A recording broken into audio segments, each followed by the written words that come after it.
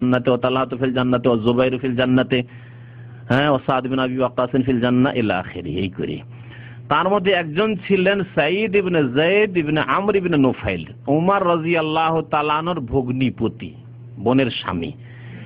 যেই ভগ্নিপতিকে আর যেই বোনকে ফাতেমাকে খুব মারধর করেছিল যখন রাসূলুল্লাহ সাল্লাল্লাহু আলাইহি ওয়াসাল্লামকে হত্যা করার জন্য যাচ্ছিল রাস্তায়, আর শুনতে পেল কোথায় তুমি যাচ্ছ, এক সাহাবী মুমিন ভাবলেন যে উমরকে এখানে একটু থামাইতে হবে, না থামালে তুই সরাসরি যাচ্ছে রাসূলুল্লাহ সাল্লাল্লাহু আলাইহি ওয়াসাল্লাম হত্যা করতে, কি করতে হবে?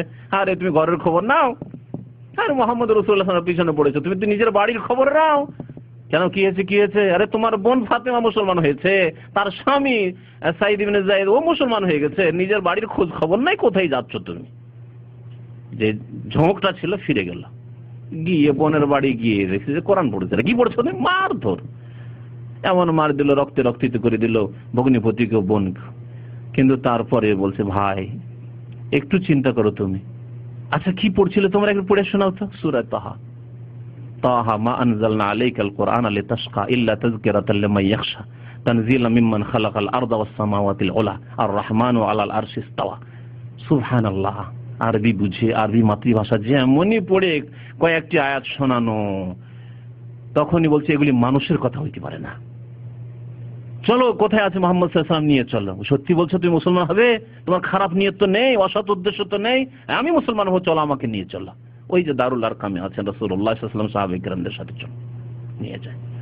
এই সাঈদ ইবনে যায়েদ ওমর রাদিয়াল্লাহু তাআলা আনহুর ভগ্নিপতি, তিনি হচ্ছেন আশরা মুবাশশিরা 10 জন সুসংবাদ প্রাপ্ত, জান্নাতের সুসংবাদ প্রাপ্ত ব্যক্তির একজন।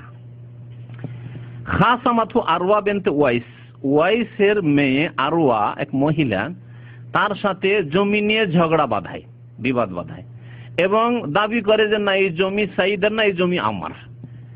আসলো কেস আসলো মারওয়ান বিনুল হাকাম, তখন মদিনার গভর্নরের কাছে কেস আসলো, উমাইয়া বংশের রাজত্বের আমলে। ওয়াদ্দাত আন্নাহু আখাযা শাইআন মিন আরদিহা, সে এসে দাবি করলো যে আমার জমি দখল করে নিয়েছে সাঈদ ইবনে যায়েদ। ফাকালা সাঈদ, কেস হলো, ডাকা হলো সাঈদ ইবনে যায়েদকে যে তুমি কি এই মহিলার জমি দখল করে নিয়েছো? ফাকালা সাঈদ ইবনে যায়েদ বললেন, আনা কুনতু আখাযু মিন আরদিহা শাইআন, আমার মতো লোক তার জমি বেঈমানি করতে পারে? আরে জমি দখল করতে পারি আমি কেন?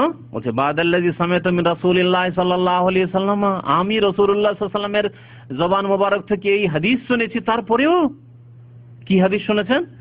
ওমাযা সামিআতা, কি হাদিস শুনেছেন আপনি? মিন রাসূলিল্লাহ সাল্লাল্লাহু আলাইহি ওয়াসাল্লাম, ক্বালা সামিআতু রাসূলুল্লাহ সাল্লাল্লাহু আলাইহি ওয়াসাল্লাম ইয়াকুল, আমি আল্লাহ রাসূল সাল্লাল্লাহু আলাইহি ওয়াসাল্লাম বলতে শুনেছি এই জমি দখল করার শাস্তি সম্পর্কে, মান আখাযা শিবরাম মিনাল আরদি যুলমা, যেই ব্যক্তি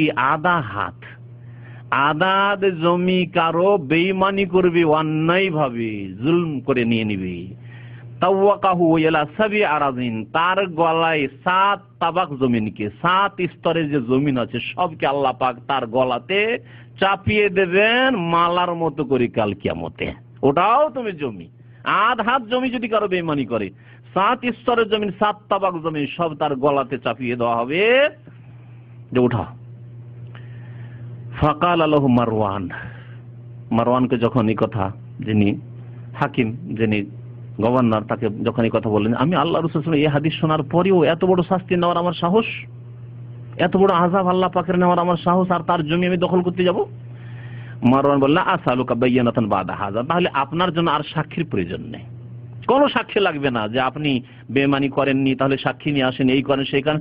এরপরে কোনো কেসও যদি আপনার বিরুদ্ধে আসে, কোনোদিন আর সাক্ষী চাইবো না। আল্লাহর ভয় তার অন্তরে দেখেছেন। রাসূলুল্লাহ সাল্লাল্লাহু আলাইহি ওয়াসাল্লাম হাদিস প্রতিক্রিয়া সৃষ্টি করেছে মারওয়ান ইবনে হাকামের উপর।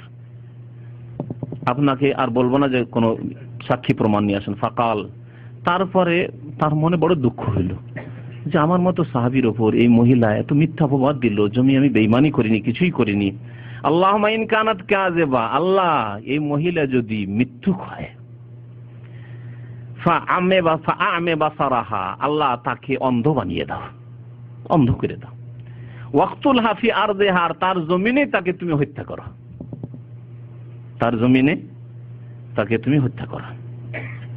কালা ফামা মাতাত হাত্তা যাহা বাসারুহা, ওই মহিলা বুড়ি হয়ে গেল, মরে না, চোখ চলে গেল, অন্ধ হয়ে গেল দুই চোখের। সুম্মা বাইনা হিয়া তামশি ফি আরদিহা, এই অন্ধ অবস্থায় একদিন নিজের জমিতেই হাঁটছে, হাঁটতে হাঁটতে ইজ ওয়াকাত ফি হুফরাতিন, একটা কূপ ছিল, কুয়া ছিল, নিজের জমি আর নিজের জমির কূপ, ওই কূপে গিয়ে আছাড় খেয়ে পড়ল। ইজ ওয়াকাত ফি হুফরা, ওই কূপের গর্তে আছাড় খেয়ে পড়লো। ফামা, তার সেখানে মরে গেল। অন্য আরেকটি হাদিস রয়েছে, তারপরে আসছে যে ও অন্ধ হয়ে যাওয়ার পরে রাস্তা চলতে পারতো না, তখন ও দেয়াল ধরে ধরে, রাস্তাঘাটের পাশে যে দেয়াল টেয়াল বাড়ি ঘর আছে, ধরে ধরে ধরে হাঁটতো। তাকুলু আসাবাতনি দাওয়াতু সাইদিন, আমাকে সাইদ বিন যায়েদের বদদুয়া লেগে গেছে। বুঝতে পেরেছ? মানুষ এমন সময় গিয়ে বুঝতে পারে যে অন্যায় অপরাধ করেছি, তখন আর সংশোধনের সময় থাকে না।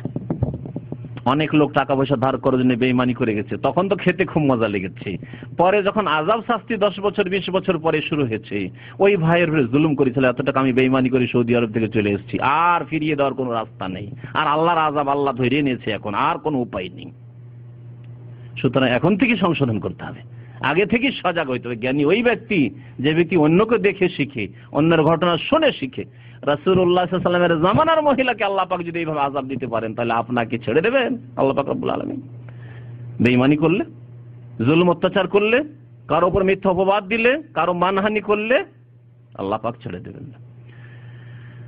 আসাবাতনি দাওয়াতু সাইদিন, সাইদের বদ্দুয়া আমাকে লেগেছে। ওয়া আন্নাহা মাররাত আলা বীরিন ফিদ্দারে, ওই তার জমিতে একটা কূপ ছিল, কূপের কাছ দিয়ে যাচ্ছিল। আল্লাতি খাসামাতু, আচ্ছা যেই জমি নিয়ে আবার ঝগড়া, অন্য জমি না, যেই জমি নিয়ে ঝগড়া করেছে সাইদ বিন যায়েদের সাথে, ওই জমি দিয়ে যাচ্ছিল। ফাওয়াকাত ফিহা, ওই কূপে গিয়ে আছাড় খেয়ে পড়লো। ফাকানাত কাবরুহা, এমন কি কূপ থেকে আর লোকেরা উঠাইতেও পারলো না, ওইটি কবর হয়ে গেল, তার ওখানেই থেকে গেল, আর উঠাইতেই পারলো না। কূপ ধসে গেল, মাটিতে পুঁতে গেল। আল্লাহ পাকের আযাব। এই হচ্ছে সাহাবায়ে কেরামদের কেরামত। দোয়া করেছেন একবার, আল্লাহুম্মা ইন কানাত কাযিবাতান ফাআমি বাসারাহা ওয়াজআল মাউতাহা ফি আরদিহা ওয়াকতুলহা ফি আরদিহা ইত্যাদি। তো এই ছিল সাহাবায়ে কেরামদের কেরামত। সুতরাং কারো যদি দোয়া কবুল হয়, এবং নিজের দোয়া কবুল যাতে করে আল্লাহর পাকের দরবারে হয়, চেষ্টা করবেন যাতে করে হালাল খান আপনি। আলহামদুলিল্লাহ, যারা এখানে সম্পর্ক রাখেন তাদের শিরক বিদআত নেই, আশা করি আকীদায় শিরক বিদআত নেই, কিন্তু তার সাথে সাথে আমাকে শিরক বিদআত মুক্ত হওয়ার পরে কি থেকে মুক্ত হইতে হবে? হারাম খাওয়া থেকে মুক্ত হইতে হবে, সন্দেহের খাবার থেকে মুক্ত হইতে হবে। আজকে একবার জিজ্ঞেস করছে যে একজন থাইল্যান্ডে জিতেছে, আমাদেরকে এখন খাওয়াবে, 7 আপ পেপসি খাওয়াবে না, 1 পয়সা খাবেন না। থাইল্যান্ডি জুয়া, আর জুয়া আল্লাহ পাক হারাম করেছে। ইন্নামাল খামরু ওয়াল মাইসিরু ওয়াল আনসাবু ওয়াল আজলামু রিজসুম মিন আমালিশ শাইতান ফাজতানিবু। আল্লাহ পাক বলেন মাইসির, জুয়া, এ হচ্ছে নাপাক, এই খাবার হচ্ছে নাপাক, জুয়ার লটারির টাকা পয়সা ইনকাম করা এবং শয়তানের কাজ। সুতরাং ফাজতানিবু, তোমরা বেঁচে থাকো এর থেকে। আপনি ভাবছেন যে না, আমি তো 1 পয়সা কারো মেরে খাই না, কিন্তু দেখা গেল যে আপনি খাচ্ছেন এমন বন্ধু বান্ধবের কাছে গিয়ে তারা অহরহ হারাম খায়, তাহলে সতর্ক থাকেন। যারা অহরহ হারাম খায় তার কাছে কেন খাবেন আপনি? তবে দেখছেন যে সাধারণত এই লোকটি ভালোই খায়, লুকিয়ে কখনো যদি হারাম খায়, তাহলে সেই ক্ষেত্রে আপনি আল্লাহর কাছে মুক্ত হইতে পারবেন, আমি জানি না। কিন্তু একটা লোক প্রায় হারাম খায়, বেতন পায় 800 টাকা, আর তার চুরি করে আর তার বেশি, কত লোকের বেঈমানি করে রেখেছে। হ্যাঁ, আদম ব্যাপারী, বিষয়ের ব্যবসায়ী, তাহলে তাদের সাথে কেন আপনার খাতির? তাদের কাছে কেন খাওয়া দাওয়া?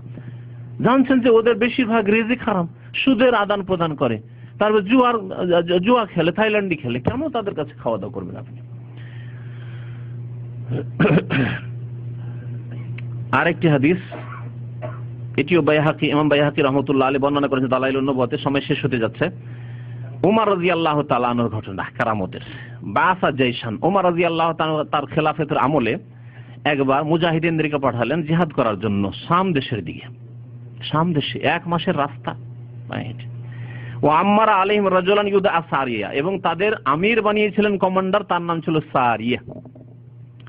ফাবাইনামা ওমর ইয়াখতুব, ওমর রাদিয়াল্লাহু তাআলা একদিন খুতবা দিচ্ছেন, জুমার খুতবা।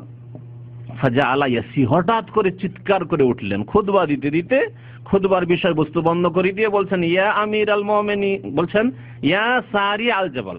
অন্য হাদিস আছে ইয়া সারিয়া আল জাবাল, হে সারিয়া তুমি পাহাড়ের দিকে লক্ষ্য করো, পাহাড়ের দিকে লক্ষ্য করো। পেছন দিকে পাহাড় ছিল, পাহাড়ের পেছন দিক থেকে শত্রু এসে অতর্কিত হামলা করতে যাচ্ছে। হঠাৎ করে চিৎকার করে উঠলেন যখন এই বলে, ইয়া আমির আল মুমিনিন লাকিনা আদু ওয়া নাফাহাজামুনা ফাইজা বিসাইহিন ইয়াসি